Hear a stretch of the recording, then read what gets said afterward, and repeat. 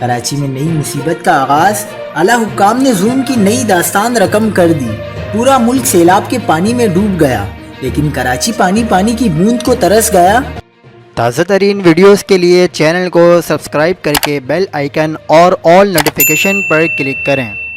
آپ کو بتاتے چلیں کہ کراچی میں 5 روز سے پانی کی فراہمی بند، بحران بدترین ہو گیا۔ مختلف علاقوں میں 5 دن سے پانی کی فراہمی بند ہے، جس کی وجہ سے شہریوں کو شدید مشکلات کا سامنا کرنا پڑ رہا ہے۔ شہری ٹینکرز خرید کر اپنی ضروریات زندگی پورا کر رہے ہیں۔ دھابیجی پمپنگ سٹیشن پر لائن پٹنے سے شہر میں پانی کی فراہمی متاثر ہوئی تھی، تاہم لائن کی مرمت ہونے کے باوجود شہر میں پانی کی فراہمی معمول پر نہ آ سکی۔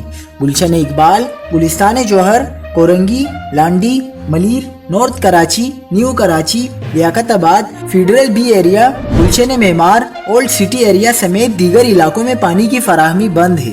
ذرائع کا کہنا ہے کہ واٹر بورڈ کے چند افسران نے شہر میں مصنوعی بحران پیدا کیا ہے اور وہ رہائشی علاقوں کے بجائے تجارتی و کاروباری مقامات پر پانی فراہم کر رہے ہیں۔ مزید خبروں کے لیے دیکھتے رہیے حق پاکستان نیوز۔